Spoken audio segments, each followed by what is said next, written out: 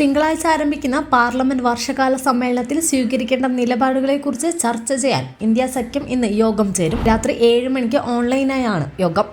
പഹൽഗാം ഭീകരാക്രമണം, operation Sindoor, voter പട്ടിക പരിഷ്കരണം, അഹമ്മദാബാദ് വിമാനാപകടം തുടങ്ങിയ സർക്കാരിനെതിരെ ശക്തമായി ഉന്നയിക്കുന്നതിൽ ഒറ്റ നിലപാടിലേക്ക് എത്തുക എന്നതാണ് യോഗത്തിന്റെ ലക്ഷ്യം. അതേസമയം ആം ആദ്മി പാർട്ടി യോഗത്തിൽ പങ്കെടുക്കില്ല. എന്നാൽ യോഗത്തിൽ പങ്കെടുക്കില്ല എന്ന് ആദ്യം അറിയിച്ചിരുന്നെങ്കിലും തൃണമൂൽ കോൺഗ്രസ് യോഗത്തിൽ പങ്കെടുക്കുമെന്ന് വ്യക്തമാക്കിയിട്ടുണ്ട്. കഴിഞ്ഞ വർഷം ജൂണിലാണ് ഇന്ത്യ സഖ്യം അവസാനമായി യോഗം ചേർന്നത്.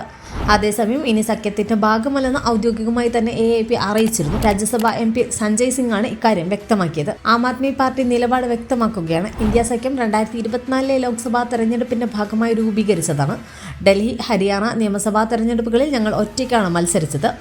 ബീഹാർ തെരഞ്ഞെടുപ്പിലും ഞങ്ങൾ ഒറ്റയ്ക്ക് മത്സരിക്കുമെന്നും പഞ്ചാബിലെയും ഗുജറാത്തിലെയും ഉപതെരഞ്ഞെടുപ്പുകളിൽ ഞങ്ങൾ ഒറ്റയ്ക്ക് മത്സരിച്ച് ആം ആദ്മി പാർട്ടി ഇനി സഖ്യത്തിന്റെ ഭാഗമല്ല എന്നും സഞ്ജയ് സിംഗ് MP പറഞ്ഞു.